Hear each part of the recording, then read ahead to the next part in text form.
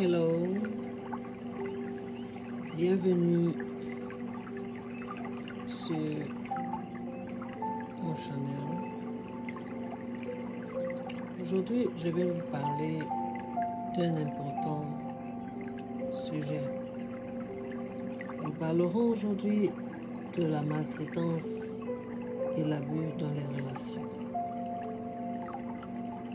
Si tu as été victime d'abus ou de maltraitance, il est important de savoir que parler de cette expérience peut être difficile, mais cela peut aussi être un premier pas vers ta guérison et de la protection de toi-même et d'autres personnes.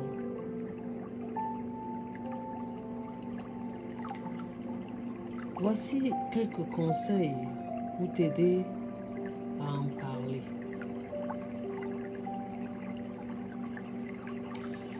Moi, je me rappelle que je passais par des moments difficiles parce que j'ai été maltraitée dans mon enfance. J'en sais quelque chose quand je viens aujourd'hui ouvertement m'ouvrir et parler et donner des conseils.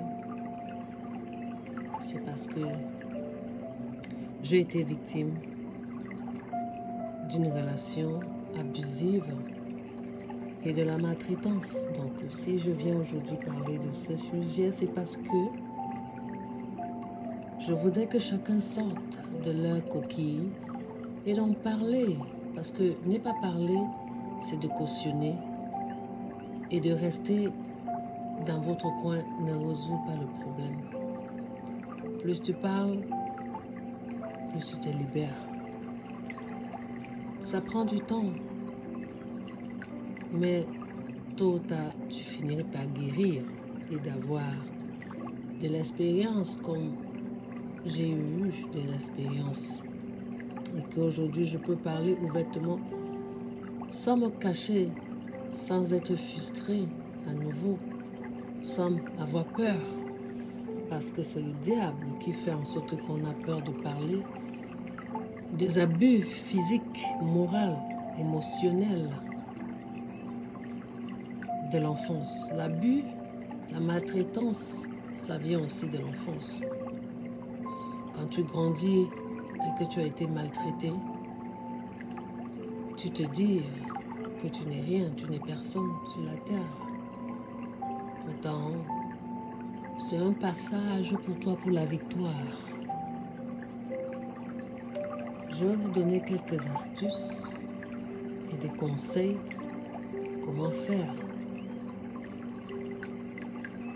et comment vous aider sur ce processus. Numéro 1, il faut déjà reconnaître tes émotions, accepter que tes sentiments sont valides.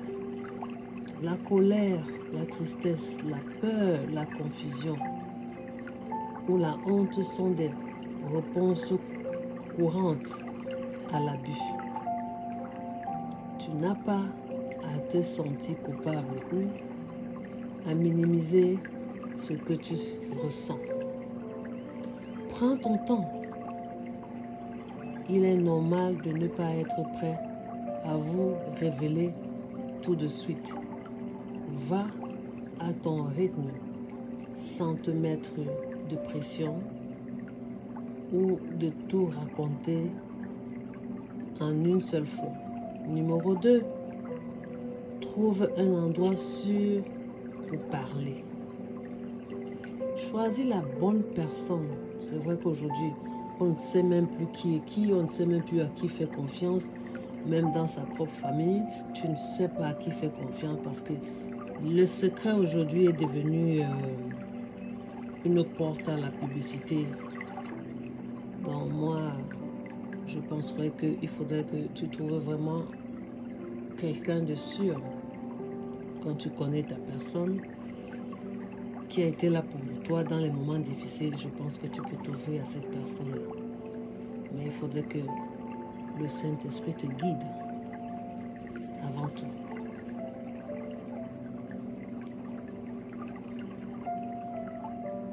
Quelqu'un à qui tu as confiance comme un ami proche, un membre de ta famille ou un professionnel thérapeute conseiller.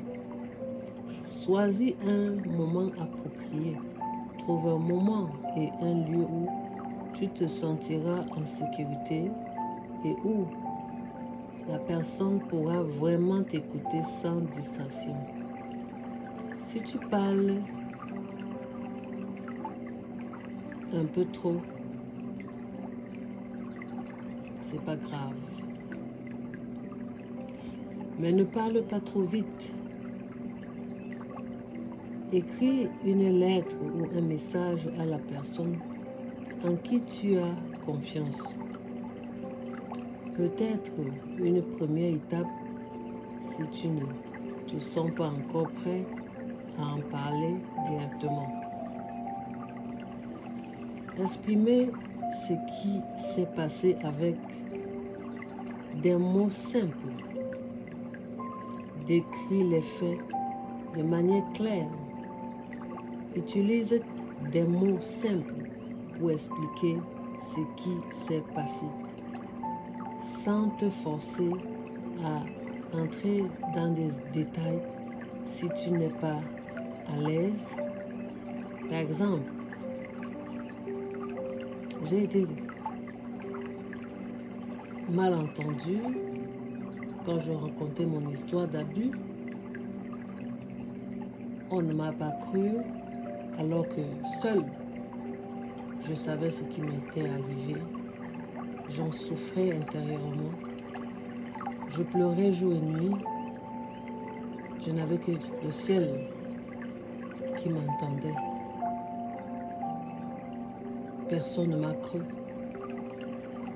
Quand je souffrais dans ma chair, et je crois que certaines personnes, on souffre de la maltraitance, de l'abus des relations.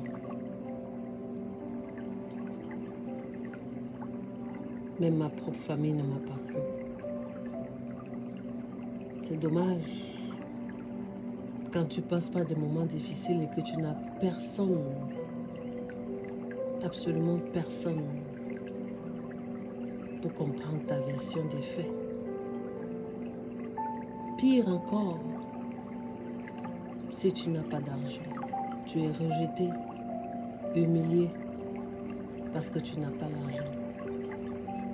Mais quand l'autre achète son silence à la famille, là, tu comprends que tu es seul sur la terre. Je sais qu'il y en a qui passent par ces moments d'incompréhension. Mais je viens ici vous dire que peut-être une première étape, si tu ne te sens pas encore prêt, laisse le temps au temps. Troisième élément, exprimer ce qui s'est passé avec des mots vraiment détaillés à la personne qui vous donne l'écoute, qui veut vous écouter. Tu pourras dire, quelqu'un m'a fait du mal, ou j'ai vécu une situation où j'ai été maltraité. Tu n'as pas à tout raconter d'un coup. Il est normal de ne pas pouvoir partager tous les détails immédiatement. Dis ce que tu es à l'aise de partager à ce moment-là. Quatrième élément, utilisez ces termes qui te conviennent. Utilisez les mots qui sont confortables. Il est important d'utiliser le langage qui correspond à ton expérience. Si tu n'es pas à l'aise avec certains mots comme abus ou violence, utilise ce qui te parle le mieux. Reconnaître que ce n'est pas de ta faute. Le plus important, c'est de savoir que ce qui s'est passé n'est pas ta faute. L'abuseur est responsable de ses actions. 5e élément, attendre un soutien empathique. Cherche une écoute compréhensive. Parle à quelqu'un qui ne te jugera pas, ne te blâmera pas et te soutiendra. Même si tu es encore en train de comprendre ce que tu as vécu. Exige le respect. Si quelqu'un ne réagit pas bien à ton témoignage, cherche d'autres personnes ou professionnels qui sauront mieux t'écouter et te soutenir.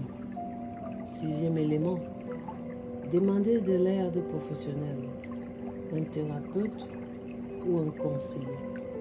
Il peut aider à gérer les émotions qui surgissent après. Avoir parlé de ce que tu as vécu, ils sont formés pour écouter sans jugement et pour t'aider à guérir. Des lignes d'assistance téléphonique sont là parfois par une personne anonyme peut être plus facile.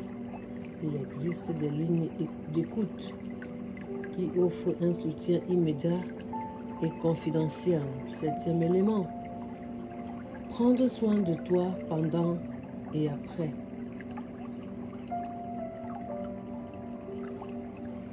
Prendre soin, pour moi, en ce temps-là, le temps pour moi c'était d'aller à l'église, me confier à Dieu. Je cherchais la face de Dieu pour guérir mes blessures. J'ai cherché Dieu avec la torche, qu'il m'écoute en pleurs, en larmes. Je faisais des neuvaines pour que Dieu me parle. Pourquoi? C'est les questions que je me posais. Je cherchais des séminaires pour ne pas être seule, pour me mettre à réfléchir et à penser. J'étais devenue comme une femme maigrichonne qui n'était même plus reconnaissable. Parce que je n'avais pas la paix intérieure. Les relations abusives, il faut avoir beaucoup de chance pour ne pas avoir la dépression. Il faudrait que Dieu soit avec vous. Je vous le dis. Ça peut arriver à n'importe qui. C'est pas écrit sur le front de quelqu'un qu'il est abuseur. C'est pas écrit sur le front des gens quand ils roulent dans une voiture et quand ils sont en route. Vous ne savez pas ce qu'ils souffrent à l'intérieur d'eux. Il faudrait quelqu'un qui soit passé par des étapes de la vie pour prendre le courage et venir parler sur cette plateforme.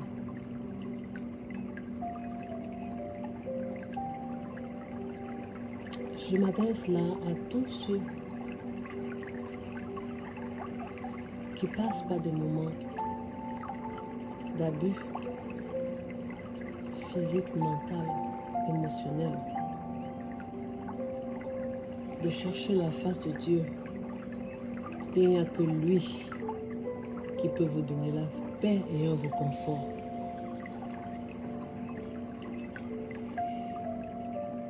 J'ai pleuré que Dieu me parle.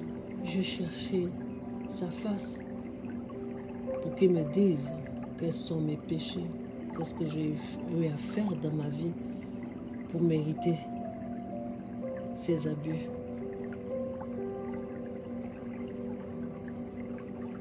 Je viens vous dire, vous qui êtes là dans les chambres, les mariages abusifs, vous qui ne voulez pas prendre des décisions à sortir de ces relations toxiques, des abus, soi-disant, je reste pour mes enfants. Je reste parce que j'aurai honte, on va se moquer de moi. S'il vous plaît, pensez à votre vie d'abord. Pensez à vous sauver. Personne ne va comprendre votre douleur. Même si vous expliquez aux gens, on ne va pas vous croire. Mon conseil, sauvez-vous d'abord. Et le temps nous dira la vérité.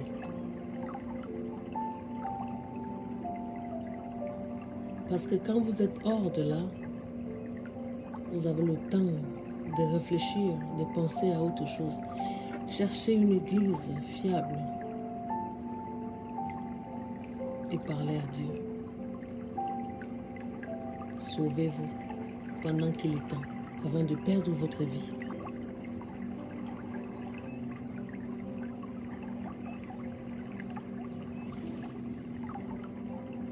Numéro 8. Savoir que tu n'es pas seul. De nombreuses personnes ont déçu, vécu des abus,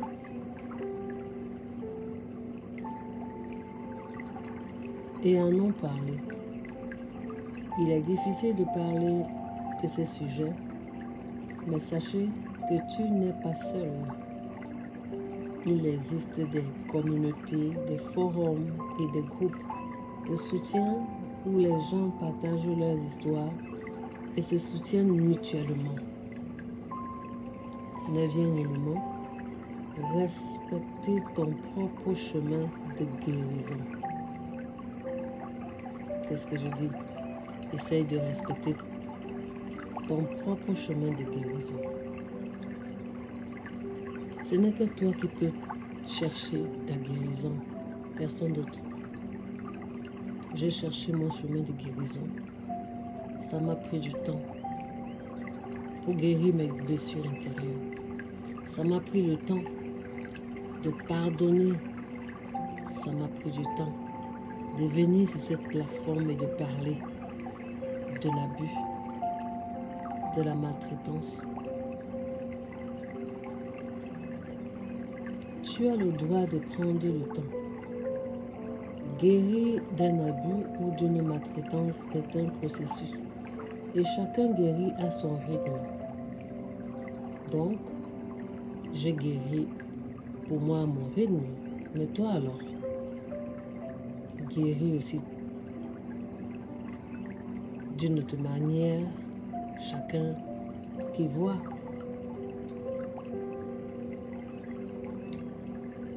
Demande de l'aide autant de fois que nécessaire. Tu peux parler de ce qui t'est arrivé plusieurs fois à différentes personnes. Ta guérison n'est pas linéaire et chaque fois que tu en parles, cela peut t'aider à avancer. Essaie de formuler quelque chose, par exemple, qu'il y a quelque chose d'important dont j'aimerais te parler.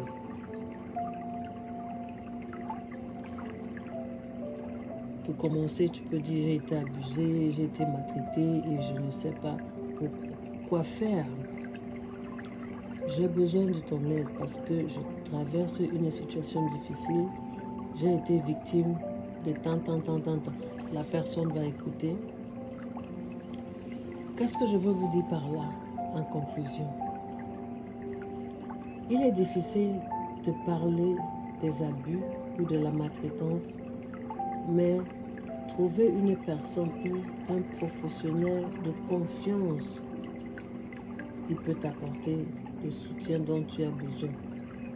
Parler de ce que tu as vécu est un acte courageux et un pas important vers la guérison.